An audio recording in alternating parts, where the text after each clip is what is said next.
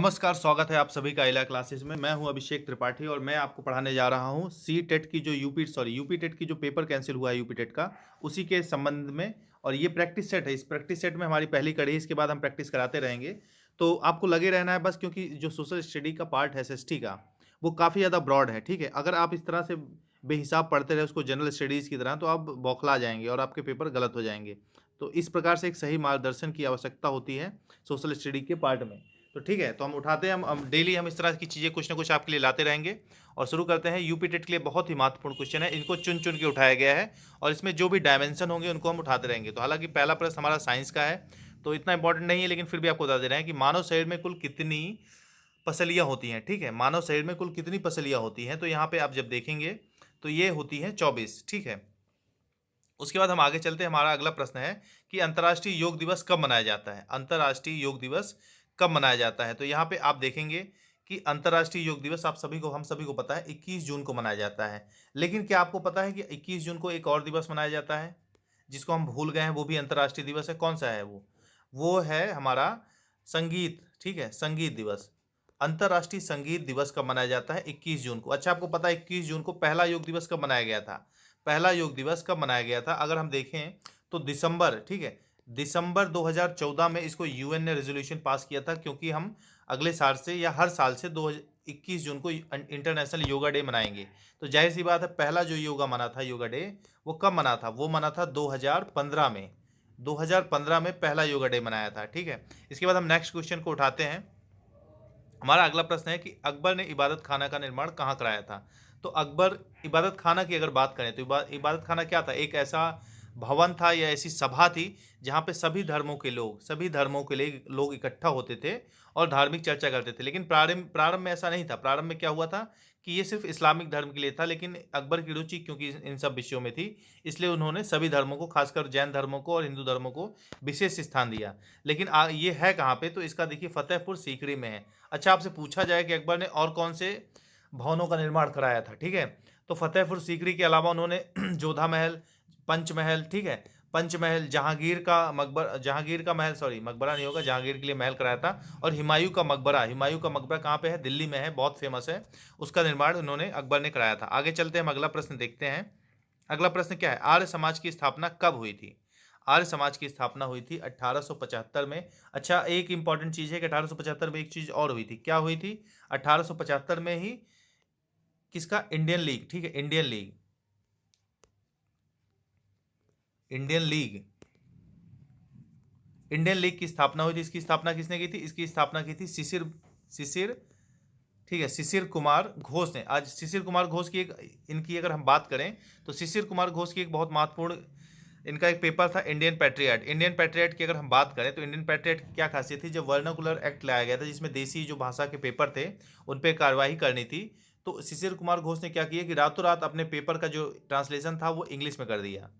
ठीक है, तो ये पेपर में पूछा जा सकता है कि ऐसा कौन सा पेपर था जिसको रातों रात चेंज कर दिया गया था? वो था इंडियन पैट्रियट। ठीक है, इसी हिसाब से हम अगला प्रश्न लेते हैं। इसके बारे में एक चीज़ और बता दें कि जो ये दयानंद सरस्वती जी का संगठन था आर्य समाज, इसकी स्थापना पहले जो 1875 में तो की गई थी, लेकिन इसका पहला जो मुख्यालय था वो कहाँ पे था? बम्बई में, जो कि उस समय मुंबई, अब मुंबई बोला जाता है, लेकिन पहले बॉम्बे बोला जाता था।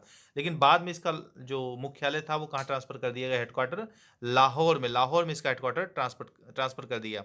उसके बाद कुछ इनकी प्रमुख कृतियां हैं, जैसे सत्यार्थ प्रकाश तो सभी जानते हैं, लेकिन अगर पूछ ले पाखंड खंडन और वेद भाष्य और भूमिका, इन सबको पूछ ले तो आप फंस जाएंगे। तो इसलिए ये भी इंपॉर्टेंट है कि पाखंड खंडन, वेद भाष्य, ये किसकी कृति है? सत्यार्थ प्रकाश। तो ये है स्वामी दयानंद सरस्वती जी की। अगला प्रश्न आता है, कुंवर सिंह किस राज्य से जमींदार थे? देखिए, ये जो क्वेश्चन है ये कुंवर सिंह के बारे में डायरेक्ट नहीं पूछा गया, ये 1857 की क्रांति से संबंधित है।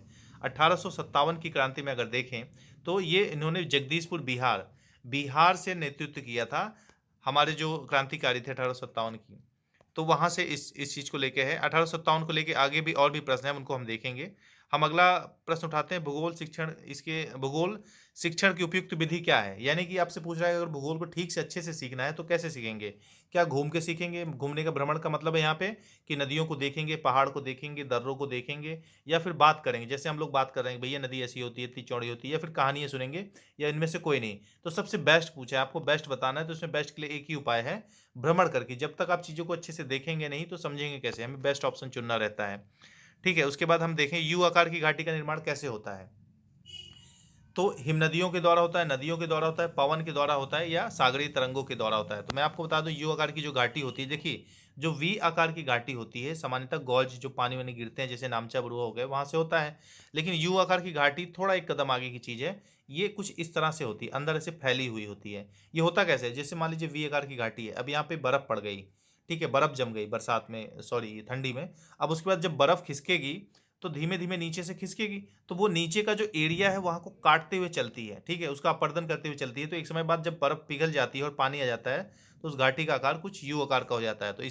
तो कैसे पॉसिबल है, यू आकार की घाटी जब बर्फ पिघलेगी और नीचे नीचे जाएगी तो वहां पे इसका निर्माण संभव होगा। ठीक है, आगे हम चलते हैं। और ये सिर्फ कौन कर पाएगा, ये हिमनदी द्वारा ही होगा, बर्फ जहां होने, बर्फ का होना आवश्यक है। आठवां प्रश्न अगर हम देखें तो इसमें क्या है कि निम्न में से कौन सी मिट्टी भारत में कपास खेती के लिए उपयुक्त है? तो जाहिर सी बात है इसका उत्तर होगा काली मिट्टी। अच्छा, काली मिट्टी अगर पूछा जाए आपसे कि भारत में किस स्थान में सबसे ज्यादा पाई जाती है तो वो है महाराष्ट्र। ठीक है, महाराष्ट्र में सबसे ज्यादा काली मिट्टी पाई जाती है। अच्छा, आप अगर पूछा जाए कि काली मिट्टी का निर्माण कैसे होता है, देखिए इस दुनिया में जो भी मिट्टियां हैं वो कैसे निर्मित हुई हैं। एक समय था जब पृथ्वी पे एक सूर्य का हिस्सा था और जब अलग हुआ तो दहकता रहा, लाखों साल तक बारिश हुई, पानी बरसा, बर्फ हुआ, तब जाके इतने परिवर्तन के बाद ये ऊपर की मिट्टी का निर्माण हुआ है जिसको अवसाद के द्वारा हम कहते हैं। तो अगर हम बात करें कि काली मिट्टी का निर्माण कैसे हुआ है, तो काली मिट्टी जो है अग्नेय सेल जो होती है ना, अग्नेय सेल, उनसे निर्माण हुआ है काली मिट्टी का। चलिए अगला प्रश्न देखते हैं। अगला प्रश्न है कि चंद्र ग्रहण निम्नलिखित में से कब होता है? तो चंद्र ग्रहण इसमें ऑप्शन दिया है, पूर्णिमा को होता है, अमावस्या को होता है, या प्रथम चतुर्थ या तृतीय चतुर्थ को होता है। अब उत्तर तो इसमें देख ही रहे हैं आप लोग, लेकिन फिर भी आपको समझा दें, पूर्णिमा को ही होता है। पूर्णिमा को क्या होता है, जब सूर्य है, ठीक है, सूर्य के बीच में जब पृथ्वी आ जाती है और चंद्रमा इधर पड़ जाता है, यानी कि चंद्र पृथ्वी से जो लाइट जानी थी रुक जाती है और चंद्रमा दिखता नहीं है, जो छाया बन जाती है उसी को चंद्र ग्रहण कहते हैं। और ये पूर्णिमा को ही होगी। अगर अमावस्या को होगी तो अमावस्या को तो वैसे ही चाँद नहीं दिखता, तो फिर ग्रहण किस चीज़ पे लगेगा? ठीक है, तो इस हिसाब से हमने 9वां प्रश्न देखता, हम 10वां प्रश्न देखते हैं, आज का अंतिम प्रश्न। निम्नलिखित में से कौन सा व्याख्यान विधि का गुण नहीं है? यानी कि बोल रहे हैं लेक्चर जो दिया जाता है, जो बच्चों को समझाया जाता है, उनमें से इसका कौन सा गुण नहीं है? इसमें पहला है कि समझ, समय व शक्ति की बचत होती है इसमें। दूसरा है तर्क और चिंतन शक्ति का विकास होता है। तीसरा है कि पाठ्य पुस्तक को अधिक स्पष्ट करने में सहायता मिलती है। और चौथा है विद्यार्थियों में स्वाध्याय की आदत पड़ती है। तो इसमें जाहिर सी बात है, तो अगर आपको कोई लेक्चर दे रहा है, समझा रहा है, तो जाहिर सी बात समय और शक्ति बच रहा है, क्योंकि वो बोल रहा है, आप समझ रहे हैं, और तर्क की क्षमता आपकी बढ़ रही है, तो ये वाला ऑप्शन भी सही हो जाएगा, क्योंकि आप सामने से क्रॉस क्वेश्चन भी कर सकते हैं। पाठ्य पुस्तक को अधिक स्पष्ट, बिल्कुल जाहिर सी बात है, जब आप खुद से पढ़ेंगे उतना कम स्पष्ट होगा, लेकिन जब टीचर के साथ पढ़ेंगे तो स्पष्ट होगा। और विद्यार्थियों की पढ़ने की स्वाध्याय की आदत पड़ती है, ये बिल्कुल गलत होगा। स्वाध्याय की आदत इसमें बल्कि बिगड़ जाएगी। क्यों बिगड़ जाएगी? क्योंकि आपको सुनने और समझने की आदत पड़ जाएगी, आप खुद नहीं पढ़ना चाहेंगे। बेशक आपका जो समय बचेगा, तर्क की क्षमता बढ़ेगी, लेकिन आपकी जो है स्वाध्याय की आदत नहीं पड़ेगी। स्वाध्याय के लिए आपको खुद से पढ़ना पड़ेगा। तो इसका विकल्प जो सही होगा, इसमें पूछा है नहीं, नहीं को ध्यान देना है, इसमें डी आप मारेंगे। तो आज के लिए इतने ही 10 क्वेश्चन। कल हम फिर 10 क्वेश्चन के साथ आपके सामने आएंगे, और इस तरह से हमारे साथ लगे रहिए। Thank you very much.